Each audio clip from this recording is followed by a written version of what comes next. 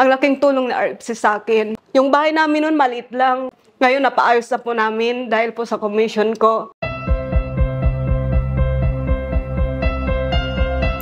Ako si Aiza Bantolod, 31 years old, nakatira sa Salvino Lobos. Ako po ay dating nagtatrabaho sa salon. Dati po akong nagpipedicure.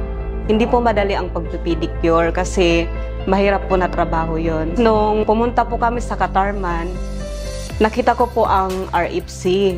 Tapos sabi ko sa asawa ko na mag-loan kami. Na-disapprove po yung loan namin kasi yung sa income. Hindi po daw acceptable. Tapos nakilala ko po si Ma'am Jean.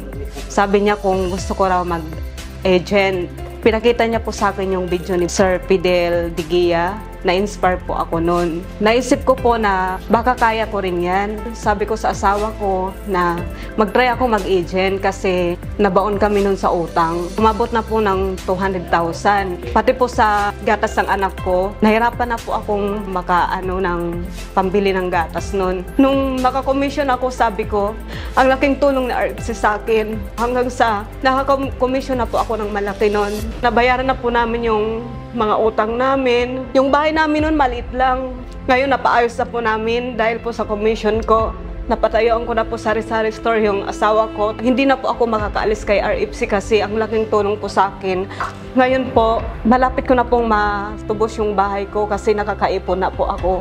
Pumasok ako sa RFC noong July 2023. Araw-araw ko po yung ginagawa. Pumupunta po ako sa mga lugar at nagbabahay-bahay po ako, nagbibigay ng flyers. Kinakausap ko po yung mga customer ko. Tinuloy-tuloy ko po yun hanggang umabot po ako ng 7.5 and 219 accounts. Ngayon, proud po ako na nakasali po ako sa Agent Milestone Reward. Sa mga bagong agent ka-partner, huwag po kayo mawala ng pag-asa kasi nasa atin po kung paano tayo kumita.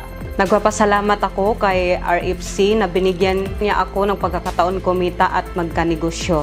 Binabati ko si RFC ng happy 60th anniversary. Sana po marami po kayong matulungan at maraming salamat po.